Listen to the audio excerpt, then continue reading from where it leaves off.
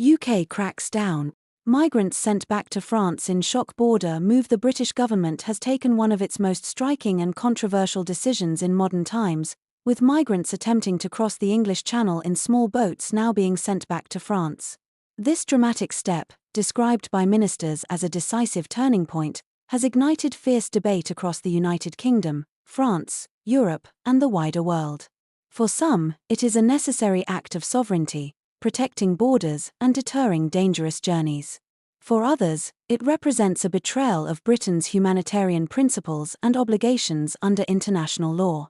The Channel has long symbolized both separation and connection, and now it stands as the front line in a political battle that cuts to the heart of Britain's identity.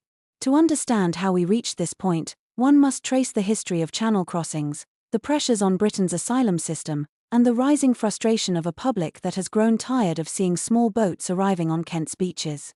Since the mid-2010s, migrants from war-torn nations such as Syria, Afghanistan, Eritrea, and Sudan have travelled thousands of miles to reach northern France, dreaming of safety in the UK. Many pay smugglers huge sums to cram them into flimsy dinghies, risking hypothermia, drowning, and death. Numbers that once reached a few hundred annually have now escalated to tens of thousands each year. In 2022 alone, a record 45,000 people made the perilous journey, sparking outrage and intense media coverage. Successive governments promised to act.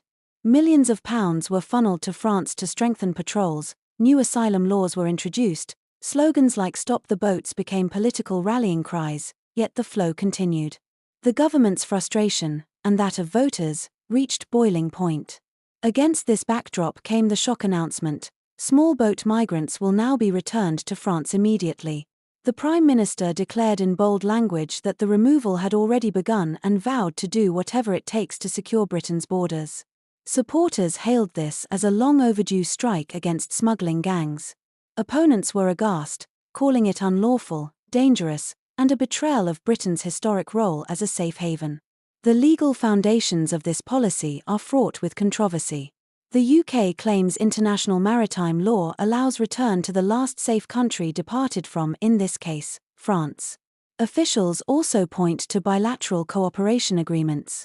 Yet human rights lawyers counter that once migrants enter UK waters or are intercepted by British vessels, they acquire the right to claim asylum in Britain. Refusing this risks breaching obligations under the 1951 Refugee Convention. Paris's reaction was cautious but tense. France has long complained that Britain attracts migrants with jobs and language, while Britain accuses France of letting boats depart. Now, with migrants returned directly to French shores, some French politicians accuse Britain of dumping the problem. Brussels, meanwhile, fears this could set a precedent across Europe, with states engaging in pushbacks that weaken refugee protection. Beyond the legalities lies the humanitarian dilemma.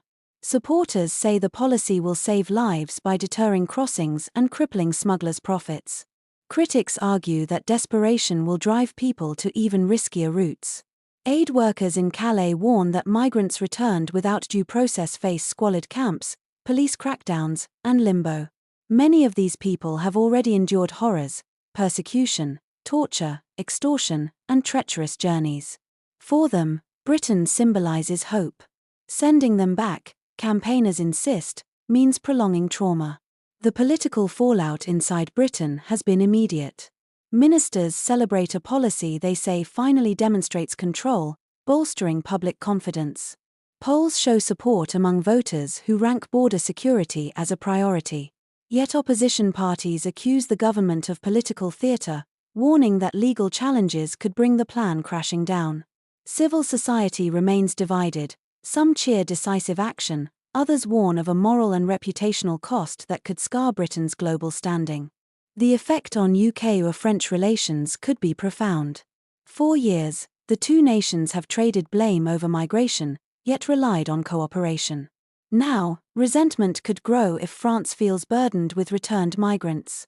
Some analysts, however, suggest this crisis may push both sides into a more formal long-term deal, possibly akin to the EU's Dublin regulation on asylum transfers. To place this moment in perspective, Britain's history of offering refuge is long and complex: Huguenots fleeing persecution, Jews escaping the Nazis, Uganda nations expelled by Idi Amin. Each wave reshaped the nation. Yet immigration has always provoked political tensions, balancing compassion with control. Small boat crossings are the latest symbol of this struggle. The government insists this is just the beginning. New penalties for smugglers, faster asylum processing, and advanced border technology are promised. Critics argue that unless root causes such as war, poverty, and lack of legal routes are addressed, desperate people will keep coming.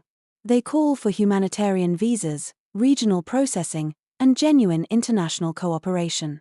What comes next will determine not only whether crossings decrease but also how Britain is seen by the world. Will it be a country that stood firm and reasserted sovereignty, or one that turned its back on vulnerable people at their hour of need? The Channel, only 21 miles wide, represents a divide much greater, between security and compassion, sovereignty and solidarity, politics and humanity. The decision to return migrants to France is therefore not just a border policy but a defining test of what Britain stands for in the 21st century.